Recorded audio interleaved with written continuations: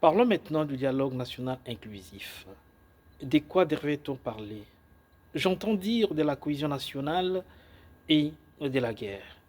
D'abord de la cohésion nationale. Est-il vraiment normal qu'en ce moment-ci, que la cohésion nationale fasse objet d'un dialogue national? A-t-on besoin de supplier nos acteurs politiques pour faire corps en ce moment? Pour ma part, il est regrettable que la cohésion nationale fasse objet d'un dialogue. Cela devrait être un allant de soi vu le contexte dans lequel se trouve le pays. Ensuite, s'ils tiennent, c'est-à-dire nos acteurs politiques tiennent à un dialogue national, peut-être pour renflouer leurs poches. Parce que s'ils étaient soucieux du pays, on n'a pas besoin de supplier, on a besoin de supplier personne. Ça devrait être un allant de soi. On devait nous réunir nous-mêmes pour sauver le pays.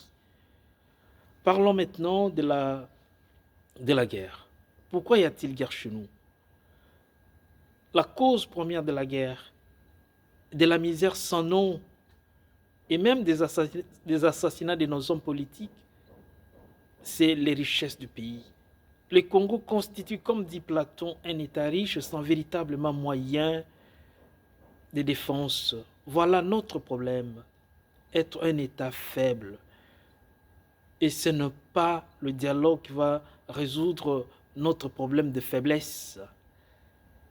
La guerre à laquelle nous assistons, c'est une guerre de prédation. Ce n'est pas une guerre entre Congolais, c'est une guerre de prédation. Et on ne résout pas un problème de prédation par un dialogue, mais par la puissance supérieure de feu, supérieure à celle des prédateurs. Ensuite, nous parlons d'un dialogue national entre nous. Mais dans l'entretemps, on dit que c'est une guerre d'agression.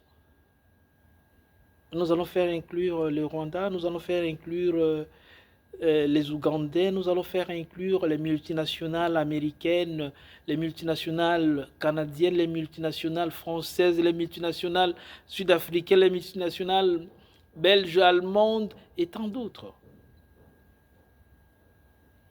Je pense, à mon humble avis, qu'il s'agit là d'une limite du dialogue national qui n'est même pas pour moi une solution à la prédation, mais plutôt une diversion politique.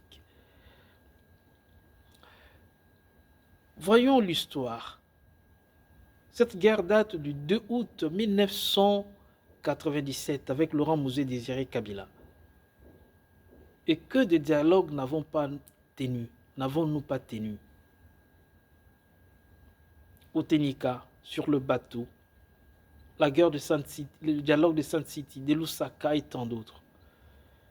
Jamais ces dialogues n'ont donné des résultats escomptés parce que le dialogue n'en est pas une solution. Donc, à vouloir encore un autre dialogue, cela montre simplement notre incapacité à penser autrement que ce que l'on a vu faire.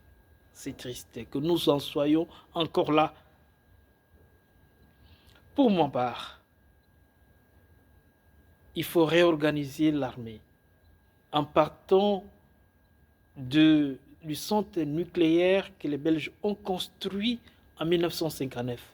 Je ne sais à quel état il se trouve, mais partons de cela, revisitons ce centre et nous produisons de l'uranium. On comprend ce que je veux dire. Ensuite, la MONUSCO doit partir. Elle n'est là que pour servir les intérêts étrangers. La MONUSCO doit dégager de la République démocratique du Congo comme solution à la guerre.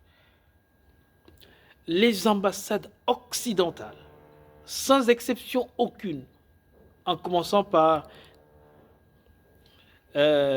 l'Africom et l'ambassade des États-Unis, tout doit partir. Ensuite, rompre avec les accords de défense avec les Occidentaux. l'Occident n'est pas la solution à la guerre, il en est le problème, et même le problème du monde.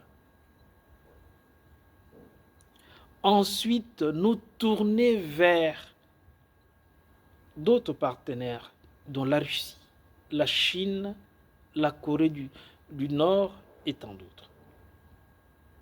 C'était Francky, merci.